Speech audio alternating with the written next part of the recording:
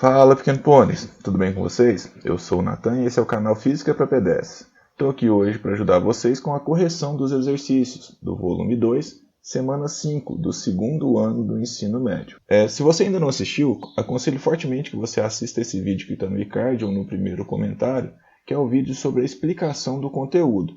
Depois você tente fazer as questões para a gente só corrigir juntos aqui. Tenho certeza que você vai aprender muito mais.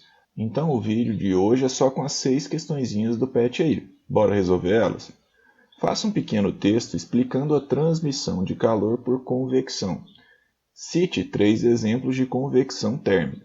Então a convecção ela acontece em meios fluidos, como por exemplo água e gases.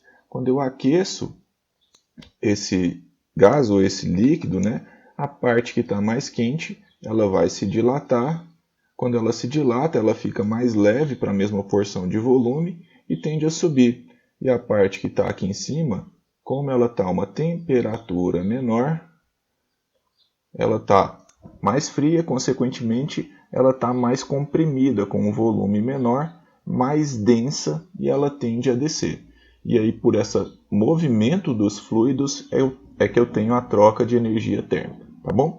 Bom, então a resposta é mais ou menos assim que o tio criou aqui.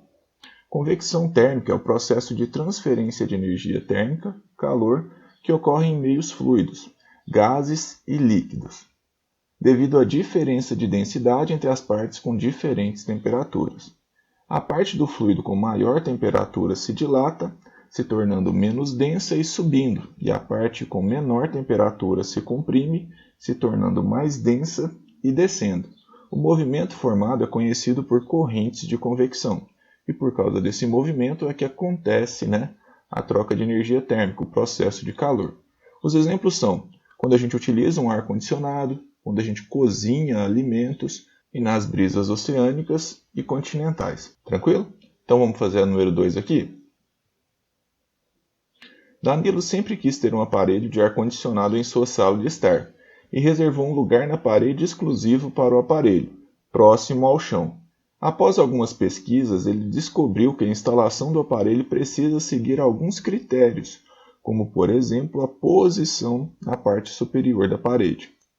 Conhecendo os conceitos de convecção do ar, como Danilo poderia explicar a impossibilidade de instalar o aparelho de ar-condicionado próximo ao chão da sala? Bom, como o ar-condicionado ele tende a esfriar a parte que está em contato com ele vai esfriar a parte mais alta aqui se ele ficar colocado em cima. E aí, esfriando essa parte mais alta, essa parte vai se comprimir, ficar mais densa e tender a descer naturalmente. Então, esse ar frio ele se distribui naturalmente pelo ambiente.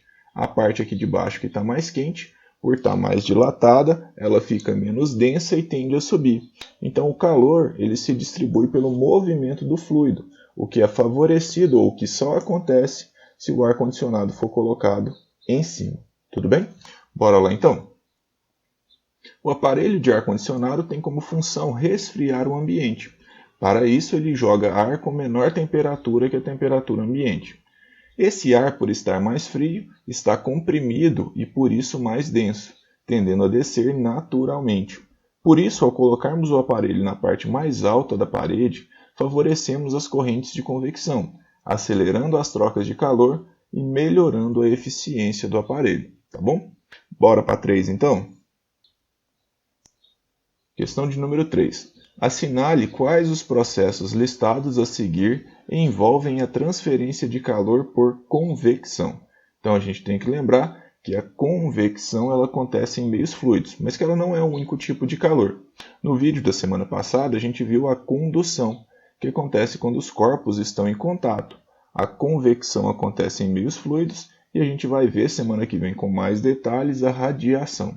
Então a condução é quando os corpos estão em contato, a convecção em meios fluidos, que são os gases e os líquidos, e a radiação acontece por meio de ondas eletromagnéticas. Então essa radiação ela tem a capacidade de atravessar o vácuo, atravessar o espaço. Então ela acontece com fontes muito quentes e muito distantes. Por exemplo, fogueiras, lâmpadas incandescentes e principalmente o sol. Tá bom? Então vamos lá. Pisar sobre o asfalto quente. Quando eu piso no asfalto quente, eu estou em contato, Então seria condução e não convecção. Assar algo no forno a gás convencional? Bom, dentro do forno eu tenho o ar, né? E o ar que está lá embaixo, perto da chama, vai ficar mais quente e vai tender a subir. E o ar que está lá em cima, ainda não aquecido, ele vai tender a descer, entrando em contato com a chama, ficando mais quente e gerando essas correntes de convecção. O que sim está associado à convecção térmica, né? Porque é um meio fluido que tem lá dentro do forno, que é o ar. Então, essa faz sentido. Fritar algo em uma panela antiaderente sem óleo. Então, coloquei nada na panela, só coloquei o que eu vou fritar, entre aspas, né, o que eu vou passar na frigideira, em contato direto com a frigideira. Nesse caso aqui também seria condução, então está errado. Ser aquecido pela luz do sol. Bom, quando a gente é aquecido pela luz do sol, entre o sol e a gente tem vácuo, que é porra nenhuma, né? É a ausência de matéria. Então, como o calor passa do sol até a gente, ele só vem através de ondas eletromagnéticas. O sol não está em contato com a gente e nem há nenhum meio fluido entre o sol e a gente. Portanto, essa aqui é a radiação e também está errada, tá bom? Então, a resposta correta seria somente número 2, letra C aqui. Espero que tenha ficado claro. Qualquer coisa deixa nos comentários que o tio responde. Questão de número 4. Marque a alternativa correta a respeito do fenômeno da convecção.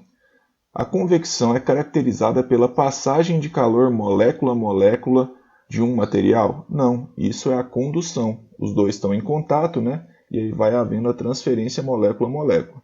Esse fenômeno é o único responsável pela ocorrência do efeito estufa? Não, o efeito estufa também está associado à radiação.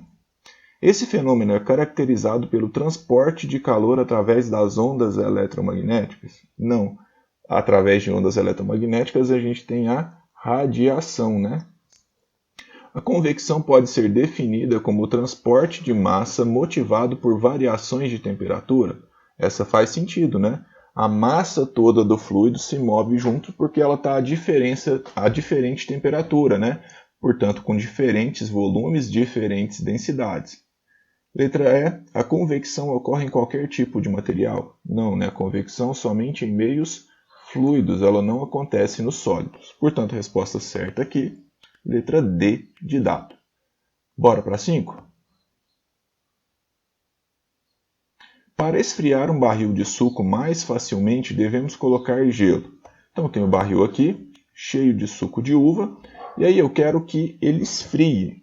O que está mais frio, ele tende a fazer o quê? Ele tende a se comprimir, ficar mais denso e descer.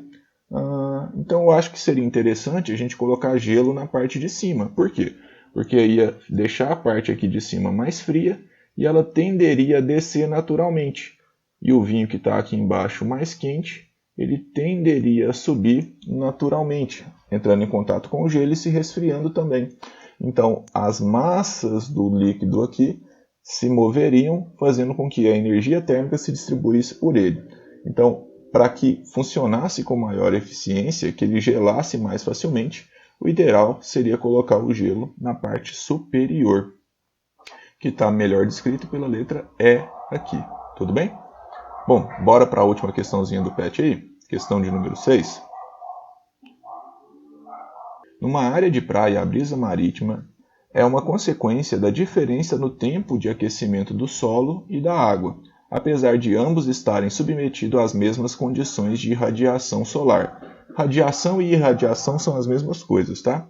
No local solo que se aquece mais rapidamente, o ar fica mais quente e sobe, deixando uma área de baixa pressão, provocando o deslocamento do ar da superfície que está mais fria, mar. À noite, ocorre um processo inverso ao que se verifica durante o dia. Como a água leva mais tempo para esquentar de dia, mas também leva mais tempo para esfriar à noite, o fenômeno noturno da brisa terrestre pode ser explicado da seguinte maneira. Então, durante o dia, a areia fica mais quente do que a água, subindo, né, por ficar menos densa, e aí o ar que está aqui em cima da água está mais frio e tende a ir lá ocupar aquele lugar de menor pressão, formando as correntes marítmicas aqui, a brisa marítima, tá bom? Só que durante a noite é a água que está mais quente. Então a água aqui fica mais quente, ela tende a subir e o ar que está aqui em cima do continente, né, da Terra, ele fica mais frio porque a areia se esfria mais rapidamente e aí ele tende a ir lá ocupar aquela região de menor pressão, formando as brisas terrestres ou brisas continentais, tá bom? Então vamos ver qual que é a resposta certa. Letra A. O ar que está sobre a água se aquece mais, ao subir deixa uma área de baixa pressão, causando um deslocamento de ar do continente para o mar. Isso mesmo, né? O vento sopra do continente para o mar, por isso brisas terrestres ou continentais. A letra A aqui já está certa. Bom, espero que tenha ficado claro o vídeo de hoje. Se eu ajudei vocês, curte o vídeo, compartilha com seus amigos, se inscreve no canal para dar uma moral para a gente, né? Vai custar nada, não vai cair seu dedo e dar uma moral, tá bom? Então foi isso, forte abraço galera, até semana que vem, Feliz Natal, tchau!